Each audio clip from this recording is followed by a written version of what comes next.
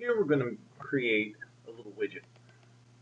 Now, this widget is relatively simple, and what I've done is I've basically blurred out some of the dimensions. I don't want to worry so much about dimensions as the shape of the part, as well as some of the techniques that I use to define some of the features on the part. Now, one of the things that I like to use a lot of are what's called reference elements, and you're going to see me use a reference element to create some of these features. And well, let's get going, and you'll see exactly what I do. So the first thing I do is determine what's the best view to draw, and I'm going to use this side view. But when I draw this, I'm not going to include these chamfers. I'm going to fill these chamfers in, and I'm going to draw this thing large. So I'll come in, create my sketch, select my plane, and for my sketch, I'm just going to start out with a rectangle.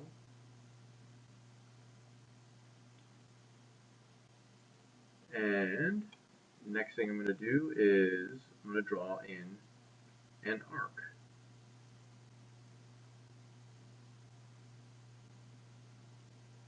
Trim away what I do not need,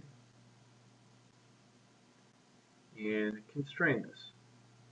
Now if I take a look at this image, I want to draw basically this shape without these chamfers. So I'll go ahead and constrain.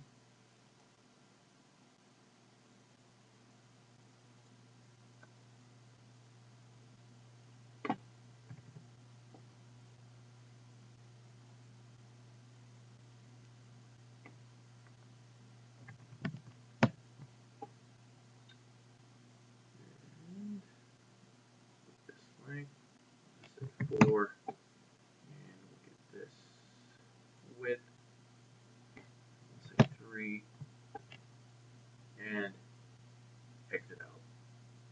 I'll make my pad, mirrored extent, and I will go out to 1.5 inches for a total of 3. Actually, let me make it a little bit wider. Let me go up to 4. Oops, 2. Now that I have my initial shape drawn in, next thing I'm going to do is I'm going to throw in this cutout. Okay. So for that, I will draw on my sketch plane here. Let me reverse this so I'm looking at it, right orientation. And for this, it's pretty straightforward. You can see it's a rectangle with another rectangle. And what I'm going to use is a couple of what's called centered rectangles. So drawing my first, drawing my second, and then just trim everything away that I no longer need. So it's going to be this, this, this, and this, and now it's just constraining.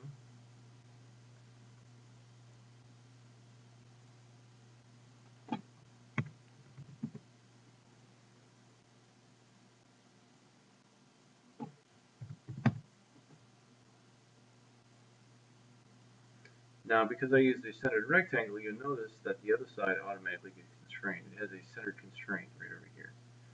So this allows me to just simply position one side and not worry about the other. Alright, go to 1.65, and then we'll give it our height.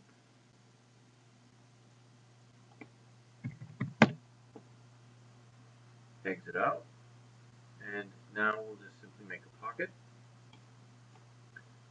Say up to last, and OK. Now the next feature that I want to put in is this chamfered feature here. Now the way I like to do these kinds of chamfered features is I don't necessarily like using the chamfer feature. What I'm going to use is a draft feature, and I'll show you how I control the draft feature. And the reason why I like using the draft feature in this is that I have a bit more control over exactly how I want this thing to present itself. It's the type of control that I want. And the way that I do this is I start out with a reference element. I'm going to offset a plane. I'm going going to go 0.75. I'm going to reverse the direction and select OK. Now that I have my plane offset, I can now go in there and say, okay, I want to create a draft. Faces to draft. Those 4 faces. Neutral element is my plane. And I'm going to select more. And what I'm going to do is I'm going to say parting equals neutral. And by doing a parting equals neutral, I'm going to make sure that this is pointing in the direction of the side that I want to draft. And I just have to type in my angle. And what will happen is you'll notice from that plane up, this chamfer is now applied. If I adjust this plane, you'll notice that that chamfer always automatically adjusts and applies itself. I don't have to go in there and mess around with lengths and angles or anything like that. It always stays at 45 degrees, and it'll always be attached to the depth of this plane. So it's chamfering to this edge. So this is just one of the little hints, secrets that I like to use in certain cases like this, where a reference element can be an extremely powerful driver for the shape that I want. And another thing that I like to do is, in this case, is I need to get the center point to locate a hole. If we look at the top of this, I have a hole that is always going to be a little shallower than this chamfered edge. So these are some of the rules that I can set up with these reference elements. So I'm going to take this plane, I'm going to offset, reverse my direction, and I'm just going to go up 0.1. Next thing I need is I need to determine the center of this. Now, there's a couple ways I can go about doing it. One way is for me to simply just pick the point function, and I can come in here and say between. This is an often forgotten method. I can pick this vertex and pick this vertex and say middle point. And no matter what happens, this will always remain in the middle of these 2 vertices, which will always keep this in the middle of this face. Select OK. Now when I go to create my hole, I pick my center point, I pick my face, I specify up to plane, which is the second plane that I have created, and then my diameter.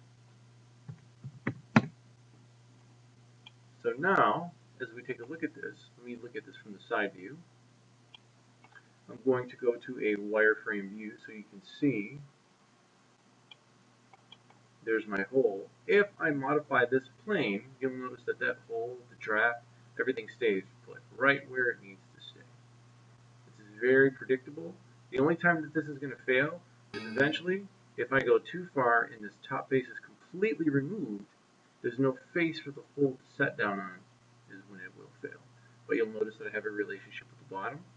I have an offset distance that will always stay that offset distance based off of this plane that I have generated. And it'll always stay in the center because of that point that I have created. It's the literal center point of that face. We go back to a shaded mode. The last feature that we need to put in is, again, a hole, a simple through hole, which is just simply positioned off of 2 faces. So if I come in here, put my hole in, edge to edge, and we'll pick the space. This allows me to modify these dimensions. We'll say 1, 1.5. Diameter, we'll use diameter 1. Whoops. Let me double click on that to modify that, and I'm just going to say up to last.